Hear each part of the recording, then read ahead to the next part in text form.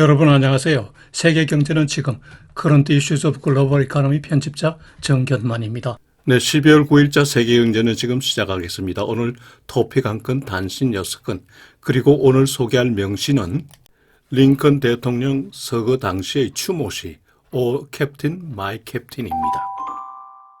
네, 오늘의 토픽 Payrolls increased 227,000 in November, more than expected unemployment rate at 4.2%. CNBC 뉴스 보시죠. 11월 중 미국의 고용이 예상을 상회하는 22만 7천 명이 증가했습니다.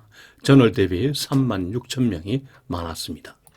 지난달 보잉사 파업 사태 그리고 허리케인 영향을 다 커버했군요.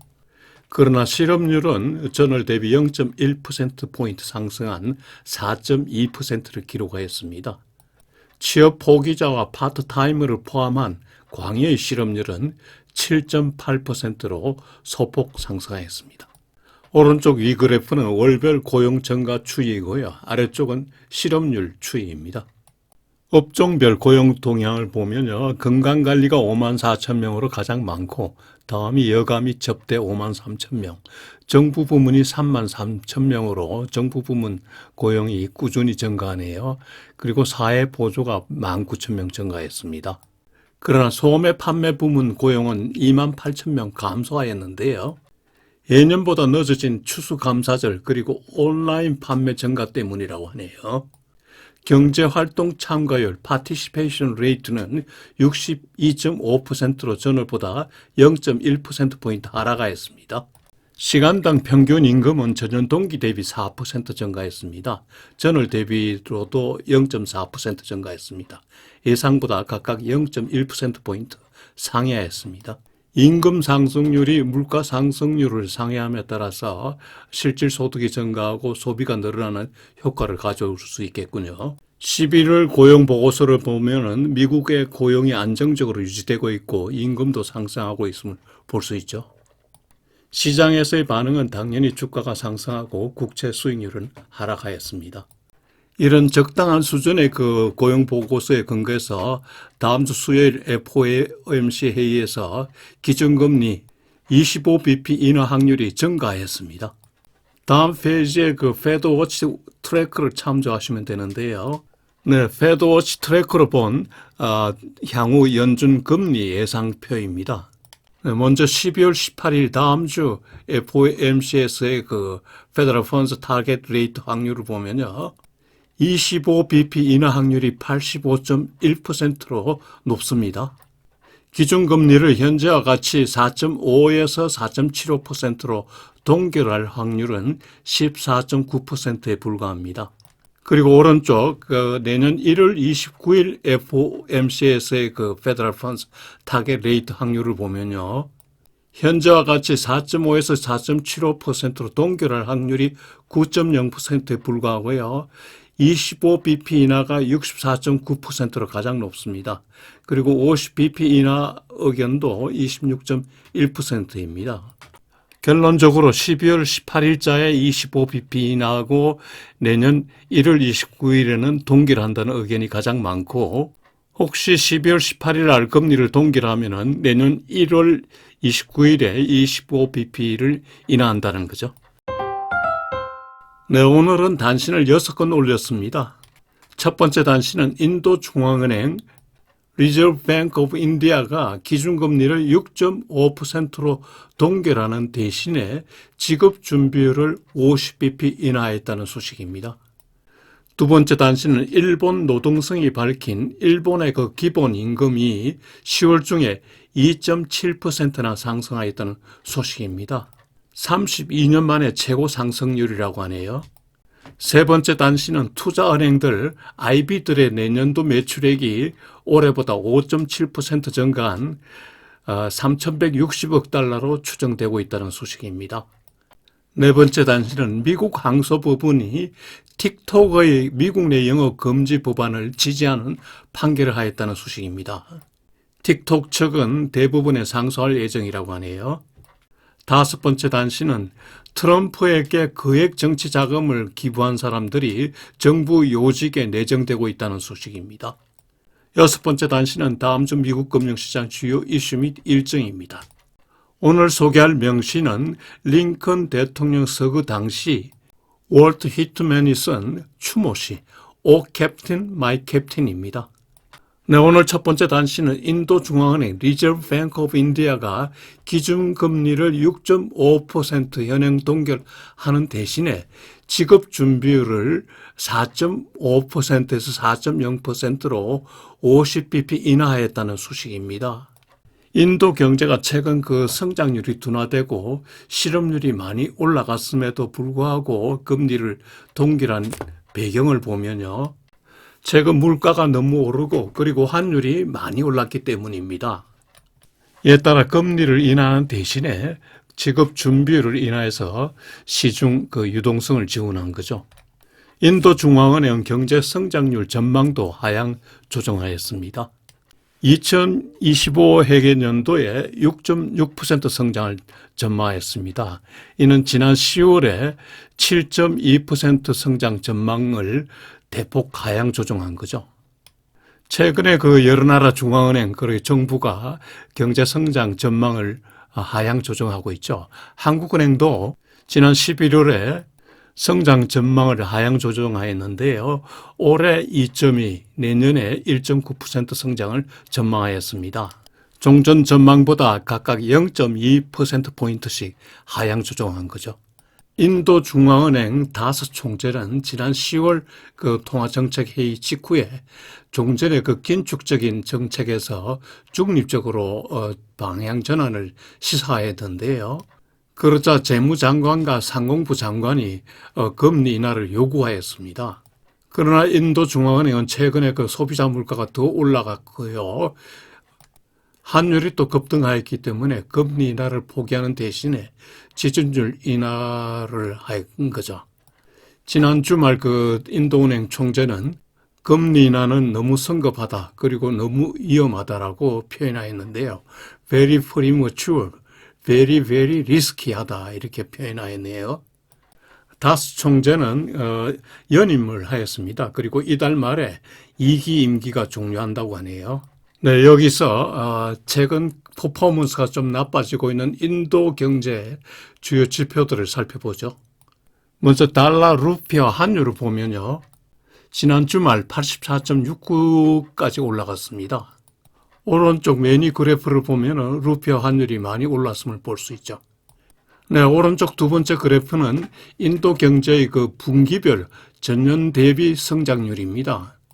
지난 3, 4분기 경제 성장률이 전년 동기 대비 5.4%에 불과합니다. 과거 인도 경제가 8 내지 9% 성장할 때 비해서 많이 떨어졌죠. 오른쪽 그래프에서도 분기별 성장률이 떨어지고 있음을 볼 수 있죠. 다음은 인도의 실업률인데요. 지난 10월에 10.1%까지 올라갔습니다. 오른쪽 세 번째 그래프가 월별 실업률 추이인데요. 많이 올라가고 있죠. 물가 상승률은요, 지난 10월에 전년 동기 대비 6.21%까지 올랐습니다. 오른쪽 네 번째 그래프가 인도 경제 월별 물가 상승률 추이입니다. 많이 올랐죠. 네, 두 번째 단시는 일본의 기본 임금이 10월 중에 2.7%나 상승하였다는 소식입니다. 32년의 최고 상승률이고요. 지난 2개월간의 임금 하락을 상쇄하고도 남네요. 시간의 수당은 1.4% 증가했습니다. 이에 따라 통상임금, 즉 기본임금과 시간의 수당을 합한 통상임금은 2.6% 증가했습니다. 근데 이 증가한 월 통상임금이 29만 3,401엔이군요. 1955달러. 우리 돈으로 월 한 270만 원 조금 넘는 수준이니까 상당히 적은 편이죠. 오랜 경기 침체 여파로 급여가 별로 오르지 못한 거죠. 그런데 10월에 급여 인상 내용을 보고 일본은행이 오는 18일, 19일 정책회의에서 금리 인상 가능성이 생겼다고 이렇게 얘기하는군요. 시장에서는 12월 또는 내년 1월 중에 금리 25bp 인상할 것으로 예상하고 있습니다. 네, 세 번째 단시는 투자은행들, 인베스트먼트 뱅크들이 내년에 그 매출액이 5.7% 증가할 것으로 예상한다는 소식인데요. 내년에 세계 그 IB들의 매출액 합계가 3,160억 달러에 이를 것으로 추정하네요. 매출 증가 요인을 보면은 트럼프 2기 정부 하에서 규제가 완화되기 때문에 그런 그 딜 메이킹이 많이 활성화될 거라는 거죠. 그리고 미국 경제가 지속 성장하고 있고, 그리고 팬데믹 등으로 그동안 그 M&A 등이 이연되었는데 이 수요가 발생한다는 겁니다. 특히 헬스케어 그리고 기술 분야, 에너지 분야에서 M&A 수요가 많이 나올 거라고 하네요. 투자은행들의 그 업무 분야별 매출 예상액을 보면요. 먼저 M&A 분야에서 276억 달러의 그 수입 수수료가 예상된다고 하네요. 이는 최근 20년 내 두 번째 높은 수입입니다. 다음으로 ECM 분야 매출 예상을 보면요. ECM은 에퀴티, 캐피털, 마케트 분야인데요. 기업들이 주식을 통해서 자금 조달하는 분야와 관련된 그런 IB들의 그 매출입니다. 194억 달러를 예상하네요. 다음은 DCM 분야, Debt Capital Market 분야의 매출 예상액인데요. 이 DCM은 기업들이 채권 발행을 통해서 자금 조달하는 분야와 관련된 IB들의 매출입니다. Debt Capital Market 분야에서 489억 달러 수익을 예상하네요. 이는 20년 내 최고 기록이라고 합니다. 다음은 그 IB들의 그 주식 거래 분야 매출 예상인데요. 총 2,200달러 수익을 예상하네요. 주식 거래 분야이기 때문에 상당히 가변성이 높은 분야입니다. IB들의 그 수익 증가 예상에 따라서 직원들의 급여 인상도 예상하네요. 일부 IB들은 트럼프 정부 개시 전에 직원을 충원하고 있다고도 합니다. 네, 오른쪽 그래프는 IB들의 그 연도별 그리고 업무 분야별 수익률 추이입니다. 네, 네 번째 단시는 미국 워싱턴 DC의 그 항소법원이 중국에 본사를 둔 바이트댄스사가 소셜 미디어 앱 틱톡을 판매하지 않으면은 미국에서 사실상 영업 금지 조치를 받도록 하는 법을 지지하는 비홀드하는 법을 그 판결을 내렸다는 소식입니다. 틱톡 측은 영업 금지 조치가 이헌이며 앱을 사용하는 1억 7천만 미국인의 수정헌법 1조 그 언론의 자유의 권리를 침해한다는 주장을 하였는데요. 법원이 이를 기각한 거죠. 이에 따라 바이트댄스가 1월 19일까지 틱톡을 판매하지 못하면은 애플과 구글 등 그 앱스토어 회사의 그 인터넷 호스팅 제공을 못하게 한다는 거죠. 그래서 틱톡이 영업을 못한다는 겁니다. 사실상 앱을 금지하는 거죠. 틱톡은 다시 대법원에 상소할 예정입니다. 이 판결과 관련해 갈랜드 법무장관은 오늘 판결은 중국 정부가 수백만 명의 미국인에 대한 민감한 정보를 수집하고 미국인에게 전달되는 콘텐츠를 은밀하게 조작하며 국가 안보를 훼손하기 위해 틱톡을 무기화하는 것을 차단하는 단계라고 말하였습니다.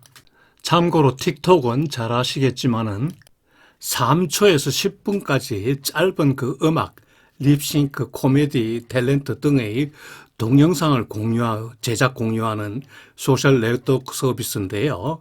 현재 전 세계 10억 명의 가입자가 있고 특히 10대와 30대 젊은 층이 많습니다.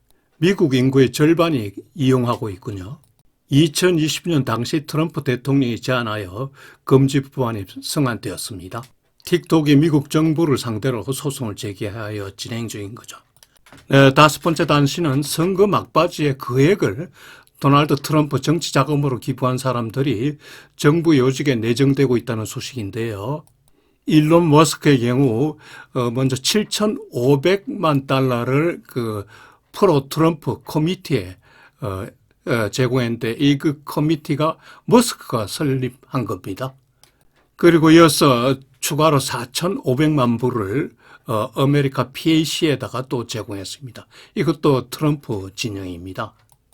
트럼프는 일론 머스크를 Department of Government Efficiency의 그 세크리터리로 내정하였습니다. 다음은 하워드 루트닉이라는 사람인데요. 500만 불을 제공하고 상무부 장관에 내정되었습니다. 다음은 그 제프리 스프레츠라는 사람이 100만 불을 기부하였는데 그 부인이 중소기업부 장관으로 내정되었습니다. 다음으로 린다 맥마한이라는 여자인데요. 100만 불을 제공하였는데 교육부 장관으로 내정되었습니다. 그 외에도 여러 명의 그 거액 기부자들이 있는데 이들까지 정부 요직에 기용될지는 잘 모르겠군요. 이에 따라 트럼프 정부 내각은 미국 역사상 최고의 부자들로 구성될 것으로 예상되고 있네요. 그런데 막상 그 트럼프를 위한 그 기부 총액은 총 4억 7,700만 달러인데요. 주로 선거 막바지에 집중되었습니다. 선거 막바지 집중 투자가 주요한 거죠. 그에 비해 그 해리스를 위한 기부 총액은 12억 불로서 트럼프보다 2배 많습니다. 그럼에도 선거에는 졌죠. 그리고 이번 선거에서 기부금의 기조가 변화됨을 볼 수 있는데요. 과거에는 민초들의 그 소액 기부금에 주로 많았는데 이번에는 거부들의 거액 기부금 의존도가 높아졌다고 하네요. 금권 정치가 되지 않기를 기원합니다. 다음은 트럼프의 큰아들 소식인데요. 트럼프 JR이 그 PSQ 홀딩스라는 회사의 이사에 참여한다는 소식으로 이 회사의 그 모회사 주가가 270.4%나 폭등하였다는 소식입니다. 이 회사는 그 상업 및 직업결제 회사인데 라이프, 패밀리 앤드 리버티를 사시로 한다고 하네요. 그 사시가 회사는 작년에 영업 손실이 1,400만 불을 상회합니다. 그럼에도 그 모회사 주가가 폭등한다는 얘기는 트럼프 큰아들의 그 영향력을 예상한 거죠. 회사 소재지도 그 트럼프의 형 거주지인 마랄라고에서 16분 거리에 위치합니다. 전 그 조지아주 상원의원이 이 모 회사의 그 이사인데 지난 10월 24일 회사 주식 120만 주를 샀는데 이게 대박을 친 거죠. 내부자 거래가 아니길 기원합니다. 트럼프 JR은 그 지난주에도 Unusual Machines라는 회사의 보드 멤버로 취임하였는데요. 취임 발표 즉시 주가가 100% 상승하였다고 하네요. 대통령 큰아들 때문에 행제하는 사람이 많은데 트럼프 JR이 구설수에 오르지 않기를 기원합니다. 네, 미국 금융시장 주요 이슈 살펴보시죠. 지난주 주가는 엔비디아 등 그 기술주 실적 호조, 그리고 고용 호조, 그리고 연준금리 인하 기대감으로 나스닥은 크게 상승했고 S&P는 소폭, 그러나 다우는 소폭 하락 전환했습니다. 주중에 S&P는 0.96% 상승하고 다우는 0.6% 하락, 나스닥은 3.31%나 상승하였습니다. 오른쪽 위 그래프는 나스닥 지수 추이인데요. 많이 올랐고 또 오르고 있네요. 국채 수익률은 다음 주 그 FOMC에서 연준금리 25bp 인하 예상이 커짐에 따라서 수익률이 2주째 하락하였습니다. 10년물 수익률은 4.1%로 2주간 24bp 하락하였고요. 2년물은 4.11%로 지난 2주간 26bp 하락하였습니다. 오른쪽 아래 그래프는 국채 수익률 추이인데요. 최근 2주간 하락세를 보이고 있죠. 다음 주에는 그 수요일 발표되는 소비자 물가지수 CPI가 주 관심입니다. 그의 생산자 물가지수 PPI가 나오고 수출입 물가지수도 관심입니다. 11월 소비자 물가는 전년 동기 대비 2.7% 상승이 예상되고 있습니다. 이는 4개월 내 최고입니다. 전월 대비로는 0.2% 상승인데요. 전월과 같네요. 코아 CPI는 3.3% 상승이 예상되는데 전월과 같습니다. PPI 생산자 물가지수는 전년 동기 대비 2.5% 상승이 예상됩니다. 코아 PPI는 그 3.3% 상승이 예상됩니다. 네, 요일별 일정은 표를 참고하시기 바랍니다.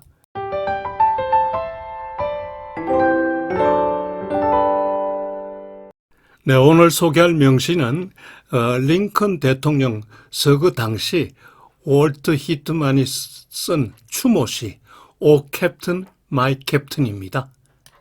요즘 돌아가는 정치판이 하수상하고 심란해서 올렸습니다. 존경할 만한 정치인을 한 명도 찾을 수 없어 슬픕니다. 정치가 또다시 경제의 발목을 잡지 않기를 기원합니다.